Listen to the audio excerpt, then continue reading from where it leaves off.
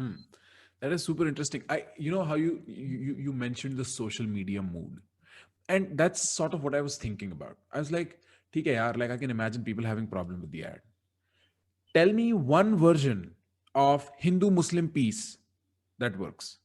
If I can at least imagine, because this was my, let's just say, my average imagination of Hindu Muslim peace up until this ad became a thing where people were like, okay, we are not okay with it. So if you can tell me, like, in this new concept of India that we are coming up with as we go, as we are building, what is an imaginable scenario when Hindus and Muslims exist in peace? What has to happen? How does it look I like? think at some level, Uh, this every time you fantasize something right. or overstate something, it's usually a falsehood. Hmm. And I think that applies to Hindu Muslim peace as well. Hmm. Hindus and Muslims haven't coexisted in India. They have at best led parallel lives in India. Hmm. They have led segregated parallel lives because you look, they usually live in their own mohallas. Hmm. Okay, Yeah. where do you see syncretic side by side existence except in two separate mohallas? At most, one street will be living because one side of the street, the left side will be Muslim, the right side may be Hindu, and that will be about it. Hmm. Okay, this is a fantasy. It's like how, in the Vedas, everything begins with Om Shanti and ends with Om Shanti. Hmm. Everything is Shanti, Shanti, Shanti. Why? Because those were violent times. When the Vedas was written, see, the Veda was the Hindu Treaty of Westphalia. Right. It was the coming together of lots of different streams of thought that had fought at the Battle of Ten Kings, Sudas and the Battle of Ten Kings. And they Huh. decided, we don't want to have these wars of religion anymore. Europe came to that conclusion in the 1600s. We came to that conclusion in, I don't know, 2000 years 2000, ago. 3000, 4000, 5000, 15,000 BC. I don't know what it is. Right. I'm not going to get into that year controversy, but whenever. Right. And we said, this is now, the Vedas is now everybody's point of view chalta hai. Sahi So hai. in the 10th book, you have the Nasadiya Shukta, which is an atheist Shukta, Hmm. right? And you still have the prayers to the gods and all of that and la di da, where you have to perform the prayers properly and so on and so forth. Hmm.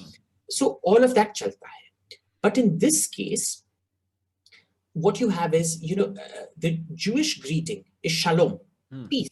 Why? Because when you were desert dwellers, every drop of every drop of water Mattered. mattered. Hmm. You come and drink from my well, I will kill you.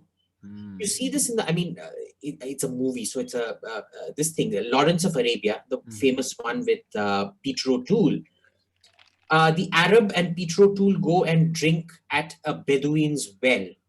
And the Bedu shoots the other Arab guy and he forgives Peter because Peter's an Englishman, he didn't know, but the other Bedu should have known not to drink water from my well.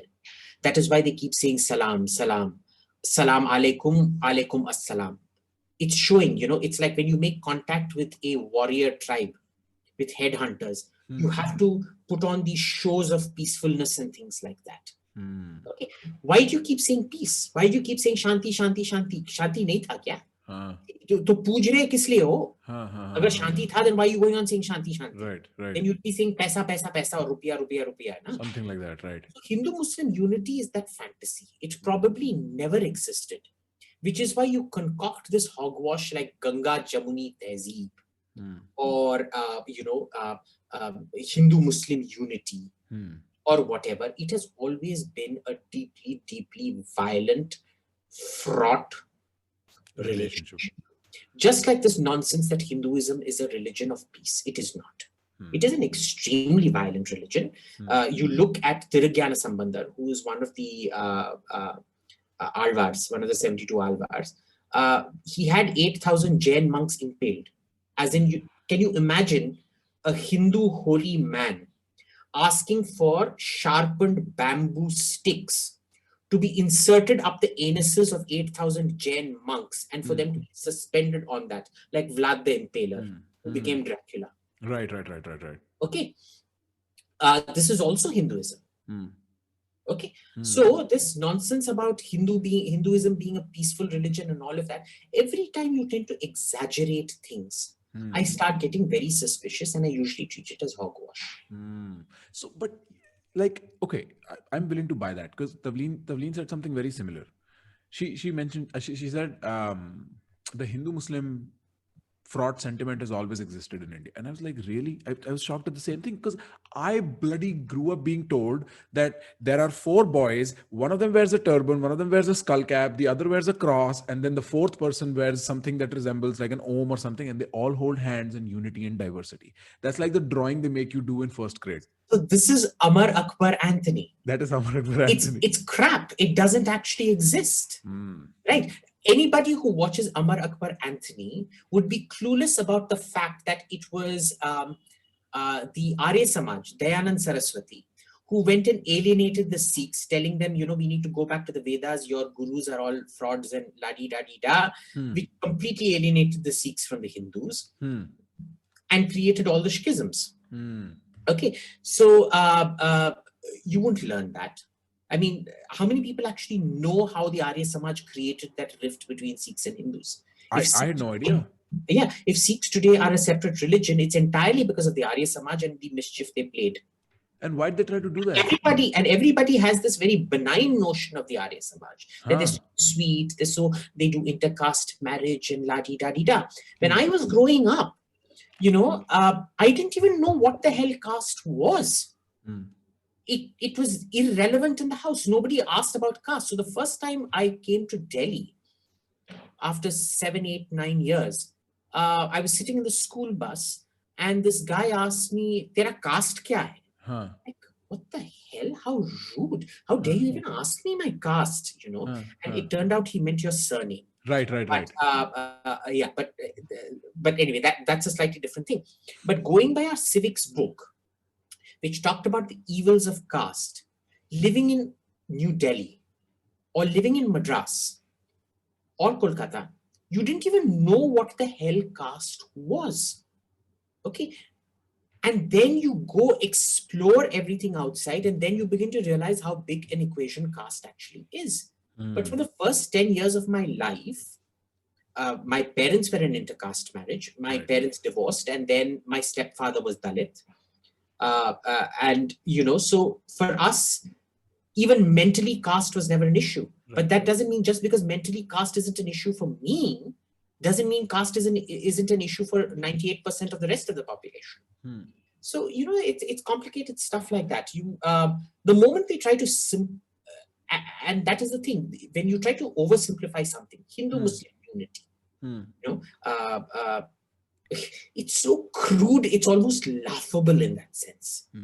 I get the sentiment. I'm still concerned though, because say what you will, even in Israel at this point, there is, let's say, a small or a minority of Arabs that get along with Jews, and there is like an arm's length distance peace equilibrium that the society sort of kind of has, right? And with all the disclaimers that I've used here, like even to that extent, only to understand the position that you, or for that matter, if there is a group of people that think similarly, what they represent. I'm just curious, what does it look like where I no longer have to worry about Muslims and Hindus and all of this all the time being on the news? What does that peaceful state look like? Is there a future vision, any of that at all? Like, it looks like Narnia or Hogwarts because it's probably unachievable. It will exist in a fantasy. Look, even in America, let's look at things. Let's look at different systems of integration. Sure. Okay. Let's look at, say, a country like Australia, whose national myth is a fair chance for everybody. Because of their convict heritage, they believe everybody should have a second chance, a third chance, a fourth chance, whatever. It's a fair chance. It's not ethnically based. It is linguistically based that everybody speaks English. Okay? One. Then you have an ethnically based country like Japan. Then you have a linguistically based country like Germany and France. And you have an ideologically based country like America, which is the American dream, which is an economic ideal. Australia is a social ideal. Okay. In Australia, even today, the Vietnamese remain Vietnamese. You have intermarriage. You have Jewish white intermarriage. You have Vietnamese white intermarriage. You have Indian white intermarriage, but that is a tiny, tiny, tiny fraction. They remain distinct societies. Japan, ethnically based, so there's no question of another nationality out there. The Koreans, because a lot of Korean comfort women came there, and there was a lot of that Korean influx in the 30s and 40s, 20s, 30s, 40s, they have to hide their Koreanness, right? They have to take on Japanese names and things like that. Germany, you have to linguistically conform. The Vietnamese still remain a distinct community, even though the Vietnamese have integrated, like in Australia, like in America, they have integrated completely into German society. They are a model community. Several ministers from the Vietnamese community. Why have the Turks not integrated? Okay, France. Why hasn't the North African community integrated? French Jews are today completely integrated. Okay, but why aren't North Africans completely integrated? Why North aren't Africa is Algeria and stuff. Algeria? Right. But even black French people from say Cote d'Ivoire or Niger or Cote something d'Ivoire, like that right. are not integrated completely into French society. So, this comes, there was a very interesting study done, America Today. Just because some people like say Thomas Sowell and well-to-do black people are integrated into society, what does Black Lives Matter? It shows you the lack of integration into society. For sure. Right. Which is quite significant. So there's a lot of things happening out there. This notion that you integrate automatically, you have to find the common enemy. This is why we keep going back to Huntington and substance and salience. When did Jews started being seen as white people? When there was somebody more alien than the Jews coming in, right? So in all of Europe, all the pogroms were directed at Jews till you started seeing more black people, more brown people, more colonies who were like, oh my God, they may be Jews, but at least they're white, so we can intermarry and Disraeli can become the Prime Minister of Britain. Why? Because Disraeli could only become the Prime Minister of Britain after you started having blacks and browns and yellows come into Britain. Right? Italians were considered low-class people in America. Italians weren't allowed in. Initially, the Irish weren't allowed in. Catholics weren't allowed in. Then Catholics were okay, but Italians weren't because you're darker. You're not really white. You're kind of yellowish. Cream. Cream, right. And then after the other migration started, Italy became okay. Italians are also now white. So this is how things happen. So this understanding the difference between substance and salience in India, you've never had that. You've never had that. So you said substance and silence. Substance is what connects us. Right. So why do both Prakhar and Abhijit consider themselves to be Indians?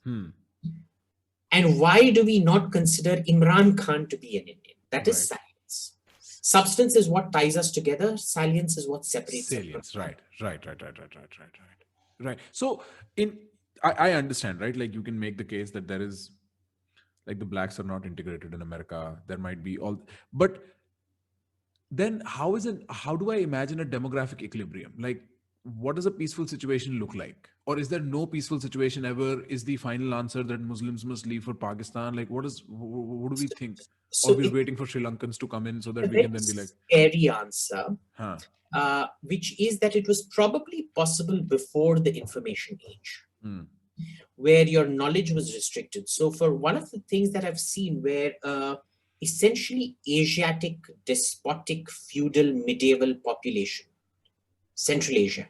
So Kyrgyzstan, Tajikistan, Turkmenistan, Uzbekistan, and Kazakhstan, which are horrible, horrible, nasty places to be in. Because it was massive resource shortages, extraordinary cruelty of a steppe people and things like that, despite the few cities here and there. Right.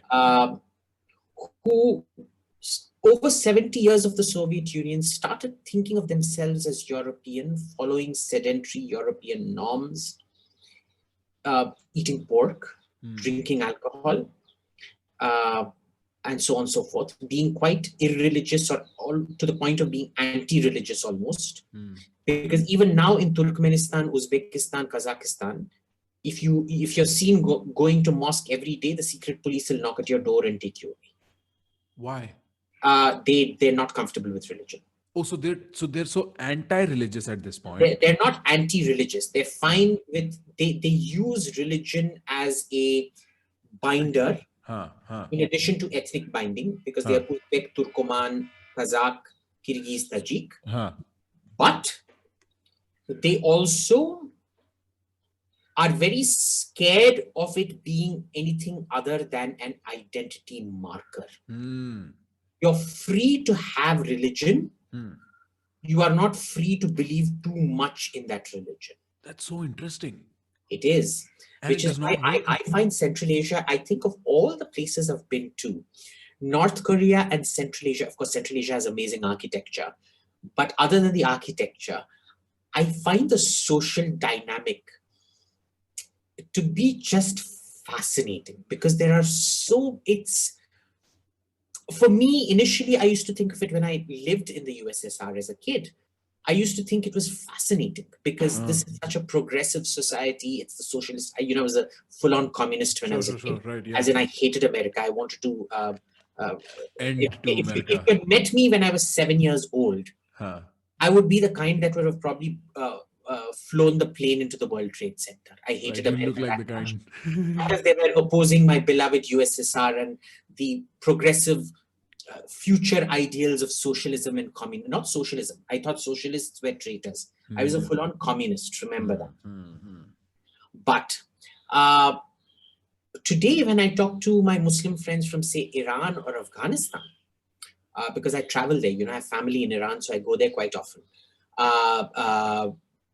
They look at Turan, which is Central Asia. It used to be Iran Turan. Iran is Persianate, Turan is Turkic.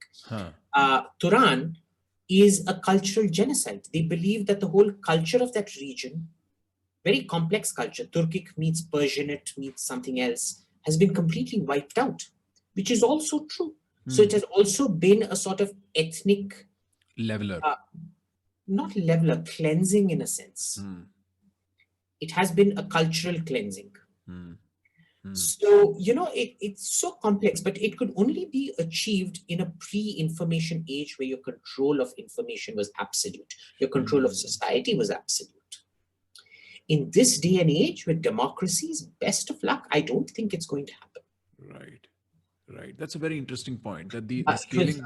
just to please articulate it. It was a very curious intersection of industrialization meets pre-information industrialization meets